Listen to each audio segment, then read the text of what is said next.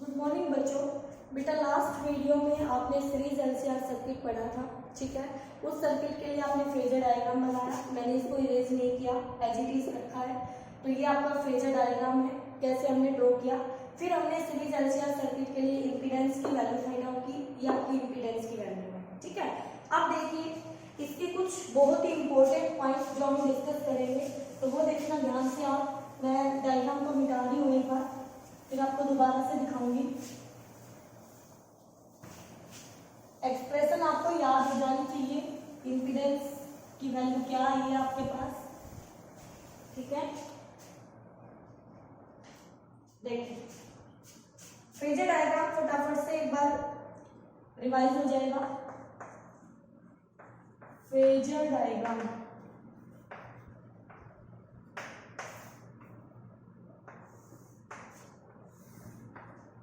यहाँ पर हमारा करंट फेजर आई नोट था, फिर यहीं पर हमारा वोल्टेज फेजर वी आर आया था। इसके अलावा इधर हमारा वी एल आया था, बी पॉइंट वोल्टेज। इधर हमारा वी सी, क्योंकि हमने वी एल को बड़ा माना था वी सी से, ठीक है, माना, ओके। ये हमारा वी सी था, इसको सी पॉइंट नाम दिया था हमने। फिर इन दोनों का रिजल्टेंट ये आया था हमारे पास, जिसको आप बी डैश कह रहे थे, और फिर इनका resultant this is E note, और ये फेज डिफरेंस फाई था करंट एंड वोल्टेज के लिए सीरीज एलसीआर सर्किट के लिए, ठीक है। ये हमारा एलसीआर सर्किट के लिए चल रहा है, तो ये फेज डिफरेंस होगा उसके करंट और वोल्टेज के बीच, ओके। चलिए बेटा, तो देखिए आपने जेड की वैल्यू निकाली थी। जेड आया आपका under the root R square plus XL minus XC का होल स्क्वायर, ठीक है। अब यहां से एक इंपॉर्टेंट पॉइंट और आता है सामने, जो आप देख रहे हैं अच्छे से। तो अगर मैं इसको ड्रॉ करूं ऐसे, ये जो ट्रायंगल आप देख रहे हैं, इस ट्रायंगल को एक नाम दिया जाता है इम्पीडेंस ट्रायंगल। इम्पीडेंस ट्रायंगल इसको क्यों कह रहे हैं, क्योंकि इसकी साइड्स जो है वो रेजिस्टेंस की फॉर्म में रिप्रेजेंट हो रही है। तो इस वाली साइड के लिए आपका कौन आता था, ये आता था रेजिस्टेंस का वोल्टेज, तो यहाँ पे आर आ गया उसका रेजिस्टेंस। इधर आपका आता था एक्सएल माइनस, सॉरी यहाँ पर वी एल माइनस वी सी होता है, तो यहाँ पर आ जाएगा हमारा एक्सएल माइनस एक्सी, ठीक है, क्योंकि हम तो इम्पीडेंस ट्रायंगल बना रहे हैं। और ये आएगा हमारा जेड। तो देखिए इस रिजल्ट को देखते हुए आपने ये ट्रायंगल बनाई है, इसका नाम है, क्या नाम है इसका, इम्पीडेंस। ये सर्किट का जो इम्पीडेंस है आपने फाइंड आउट किया था कि जो सर्किट का रेजिस्टेंस है वो कितना आया है, तो इसका नाम impedance and expression find out किया था ना, रेजिस्टेंस सही एलसीआर सर्किट का, ओके। तो देखो इससे हमने इम्पीडेंस ट्रायंगल बनाई है, और ये हमारा फाई फेज डिफरेंस है, ठीक है। तो देखिए यहाँ से कौन कौन से मेन कंक्लूजन निकलते हैं। पहला तो यही कि आप यहाँ से जेड की वैल्यू निकाल सकते हैं अंडर दी रूट। देखिए जो रिजल्ट किया था उसी को देख के तो बनाया है, तो वही रिजल्ट आना है वापिस। तो Z equal to this term का स्क्वायर प्लस दिस टर्म का होल स्क्वायर, ओके। दूसरा यहाँ से एक इंपॉर्टेंट रिजल्ट ये आता है कि आगे चल के आपको उसकी जरूरत पड़ेगी, दिस अपॉन में दिस, तो आर बाई जेड ये आएगा हमारे पास कोस फाई, आर अपॉन में जेड। तो बेटा ये आपके लिए बहुत ही इंपॉर्टेंट रिजल्ट है। और दूसरा ये भी है, इसका हम यूज करते हैं to find the phase difference, ठीक है। Use this relation to find value of phi, value of phi, यानी कि हमें कोई भी न्यूमेरिकल दिया जाएगा उसमें हमें जेड पता है, एक्सएल पता है, एक्सी पता है, आर पता है, और हमें फाई नहीं पता कि करंट और वोल्टेज जो है उसमें कितने फेज डिफरेंस से करंट आ गए या वोल्टेज आ गए। तो फिर उस केस में आप यहाँ से इस फॉर्मूले से आप निकाल सकते हैं cos phi equal to R upon Z, ठीक है। एक और more important result, this upon में this tan phi equal to X L minus X C upon में आर, ये भी आपका एक मोर इम्पोर्टेंट रिजल्ट है। ठीक है, आप यहाँ से भी लिख सकते हैं tan phi की value, tan phi equal to voltage की टर्म में VL माइनस VC अपॉन में VR। एक ही बात है बेटा, करंट यहाँ से कॉमन ले लेंगे, करंट की फॉर्म में लिखेंगे I इंटू में XL, I इंटू में XC अपॉन में I इंटू में R। तो I से I कट जाएगा तो यही रिजल्ट निकल के आएगा दोबारा। ठीक है, तो इम्पीडेंस ट्रायंगल से आप जो न्यूमेरिकल्स करने वाले हैं वो न्यूमेरिकल्स आपके यहाँ से सॉल्व होंगे। तो फेज डिफरेंस निकालने के लिए आप इन टर्म्स की हेल्प ले सकते हैं। ठीक है, तो ये फॉर्मूले आपको अच्छे से अपने ध्यान रखने हैं कि कैसे हम इनको, इन रिलेशंस को हम डिराइव कर रहे हैं। ओके, अब दूसरी बात, अगर हमारे पास, अब यहाँ देखना, अगर मेरे पास सर्किट में LR दिया है, C नहीं है, तो मैं पुट करूंगी C को 0। तो जैसे C को 0 पुट करूंगी तो Z मेरा क्या बन जाएगा, √R² plus XL minus XC है, C तो है ही नहीं, तो मेरा XL का स्क्वायर हो जाएगा, XL का स्क्वायर हो जाएगा। तो यहां से आप देखेंगे कि हमारे पास कोई भी दो टर्म सीरीज में लगी हुई है, या L है, R है, या RC है, या LC है, जो भी है, तो आप इसी फॉर्मूले को यानी LCR सर्किट का ही यूज करके आप वहां पर उनकी वैल्यू फाइंड आउट करेंगे। तो आप ये नहीं सोचेंगे कि हमने तो उनको पढ़ा ही नहीं है, नहीं बेटा, हम सारी चीजें पढ़ रहे हैं। ठीक है, बस आपको थोड़ा ध्यान देना है। ओके, क्लियर है? अब चलिए, अब मान लीजिए मैं मानती हूँ, मैंने ये माना था VL बड़ा है VC से, तो मेरे पास ये सारे सिचुएशंस आई।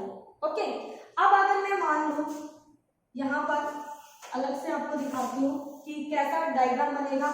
हमने माना अगर VC बड़ा होता VL से, तो फेजर डायग्राम कैसा होता, बनाओ फटाफट से। This is I0, this is VR, VC बड़ा है, VL छोटा है, कोई दिक्कत नहीं है। तो इन दोनों का नेट, ये आ गया net VC minus VL। Okay, ठीक है, अब रिजल्टेंट, तो रिजल्टेंट हमारा ये आ जाता, तो ये आपका E0 आ जाएगा इस केस में, ये आपका 5 फेज डिफरेंस आ जाएगा। तो इसमें LCR सर्किट में जब आपका, अब देखो VC बड़ा है तो सर्किट किसकी तरह बिहेव करेगा, कैपेसिटर की तरह बिहेव करेगा। VC बड़ा है तो VC बड़ा है तो VC में करंट आगे होता है, देखो LCR का करंट आगे है और वोल्टेज पीछे है, देखो 5 फेज से पीछे दिख रही है ना फेज। ओके, ऐसे ही हमने VL को बड़ा माना, तो VL को बड़ा माना तो किसकी तरह बिहेव कर रहा था, कैपेसिटर की तरह, सॉरी इंडक्टर की तरह बिहेव कर रहा था। तो उसमें 5 फेज वोल्टेज आगे हो गई थी, करंट पीछे हो गया था। अगर हमारा VL और VC बराबर हो जाता है, दोनों ही इक्वल हो जाते हैं बेटा, तो उस केस में इन दोनों का आपस में रिजल्ट खत्म हो जाएगा, तो सिर्फ RR वाली सिचुएशन बचेगी। तो आपके पास फेजर डायग्राम क्या हो जाएगा, यही I0 और यही आपका VR है, ये आपका VL है, ये आपका VC है। VL एग्जैक्टली इक्वल टू है VC, तो ये दोनों, इन दोनों का नेट 0 हो गया, नेट 0 हो गया, तो सिर्फ VR ही बचा और यही हमारा E0 हो जाएगा। तो फेज डिफरेंस फाई की वैल्यू यहाँ पर 0 आएगी इस केस में, फाई की वैल्यू 0 आएगी इस केस में। और जब VL इक्वल टू VC होगा तो Z क्या बन जाएगा, VL इक्वल टू VC होगा तो Z हमारा R के इक्वल हो जाएगा, Z हमारा R के इक्वल हो जाएगा। इस कंडीशन पे रिजोनेंस कंडीशन अचीव होती है। तो आगे हम पढ़ेंगे रिजोनेंस कंडीशन क्या होती है। ठीक है, तो आप ध्यान दें इस बात पे कि, और ये जो Z हमारा, इस कंडीशन में Z ही हमारा मिनिमम है, तो जो करंट मिलेगा सर्किट में वो I हमारा मैक्सिमम आएगा उस सिचुएशन पे।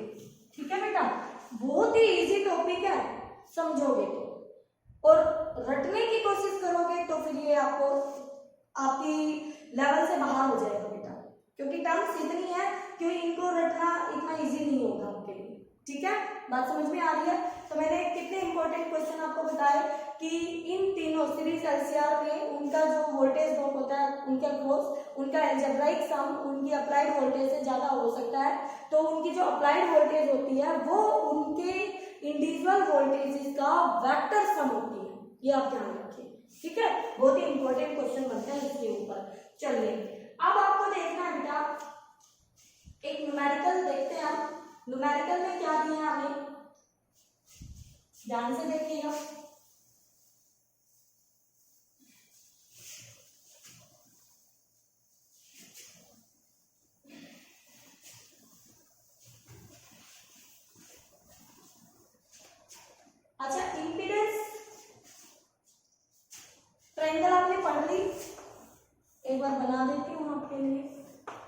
जेड था हमारा, एक्सएल माइनस एक्सी था, ये आर था, तो और ये फेज डिफरेंस फाई था, तो यहाँ से टेन फाई आया था एक्सएल माइनस एक्सी अपॉन में आर, और कोस फाई आया था यहाँ से आर अपॉन में जेड। ये दो इंपॉर्टेंट रिजल्ट थे, ठीक है। जेड हमारा क्या है, इंपीडेंस है, ठीक है। जेड का जो रेसिप्रोकल होगा उसको हम एडमिटेंस कहेंगे, एडमिटेंस 1/Z, ठीक है। तो इंपीडेंस का, जैसे आप रेजिस्टेंस का उल्टा पढ़ते हैं, तो इंपीडेंस का जो रेसिप्रोकल है वो एडमिटेंस है, ठीक है बेटा। तो एक छोटी सी टर्म थी जो आपको बतानी थी, ओके। अब आपके पास क्या है, न्यूमेरिकल में क्या दिया है बेटा, आर एंड सी। तो देखिए आर सी रेजिस्टेंस और कैपेसिटर सीरीज में लगे हैं, question R C resistance and inductor, capacitor भी हो सकता है, इंडक्टर है, एसी सोर्स है, ओके। दिया है R = 3 ओम, कोई दिक्कत नहीं है, और XL = 4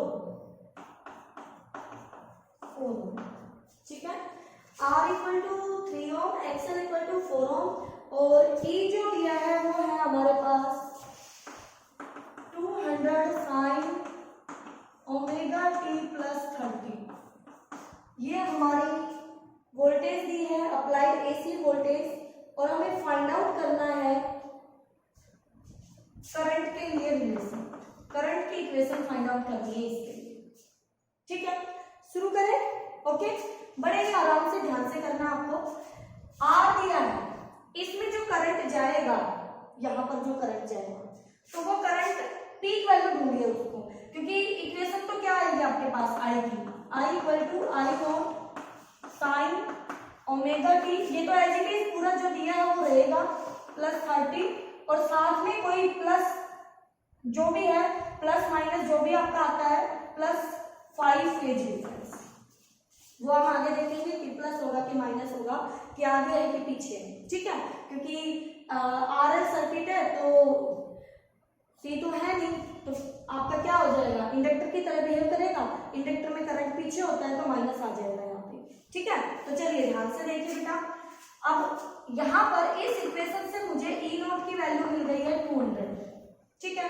तो मैं अपना I0 निकालने के लिए क्या करूंगी, E0 अब बेटा गलती मत कर देना R से डिवाइड करने की या XL से डिवाइड करने की, आपको इसमें जो करंट I0 जा रहा है इन दोनों में जा रहा है, तो यहाँ पर Z से डिवाइड करना है, ठीक है।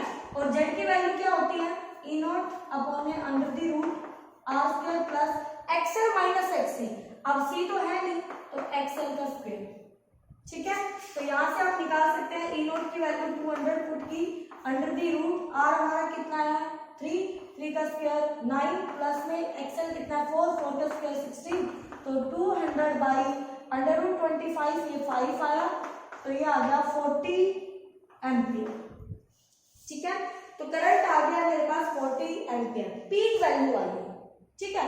अब मुझे I0 मिल गया, साइन ओमेगा t + 30 तो वही रहेगा, साथ में ये इंडक्टर की तरह बिहेव कर रहा है, तो यहाँ पे -5 आएगा, फेज जो है हमारा माइनस का होगा, लेकिन वो जो माइनस होगा वो कितना एंगल होगा वो हमें कैसे पता करना है, तो यहाँ आ जाइए, इसको देखिए ध्यान से, cos फाई, क्या आपके पास R और Z की वैल्यू है, बिल्कुल है, देखिए ध्यान से, R भी है और Z अभी तो निकाला, Z कितना है 5, तो मैं यहाँ से cos फाई की वैल्यू निकाल दूंगी, तो मुझे फाई चाहिए ना, तो R की वैल्यू कितनी है 3, तो पहले लिख लेते हैं R/Z, R है 3 और Z है 5, और बेटा 3/5 cos की वैल्यू एंगल 53 पे होती है, cos एंगल ज्यादा वैल्यू कम 53, तो देयरफॉर फाई मेरा आ गया है 53 डिग्री, तो करंट कितना पीछे होगा, तो अब मैं इस इक्वेशन में पुट करूंगी, तो I = I0 की जगह 40 sin ओमेगा t + 30 - 53 आप इसको ऐसे भी छोड़ सकते हैं या 30 डिग्री को -53 के साथ सोल्व करके भी लिख सकते हैं, ठीक है। बाकी एज इट इज छोड़ देंगे तो ज्यादा अच्छा है, क्योंकि ये वाली फॉर्म तो पहले वाली कंपैरिजन आप इजीली कर सकते हैं। तो फेज डिफरेंस कितना आया था तो वो सामने आपको इजीली दिखाई देगा, ठीक है। तो इस तरह से बेटा आप न्यूमेरिकल करेंगे। ओके, अभी ये टॉपिक आपका चलेगा कंटिन्यू। अभी इसमें हमें रेजोनेंस कंडीशन, तो इसकी कई बातें और आएंगी, ठीक है। तो इसको आप अच्छे से पढ़े, ध्यान से पढ़े, बहुत ही इंपॉर्टेंट टॉपिक है ये आपका, न्यूमेरिकल पॉइंट ऑफ व्यू से भी और डेरिवेशन कॉन्सेप्चुअल हर तरह से। ओके।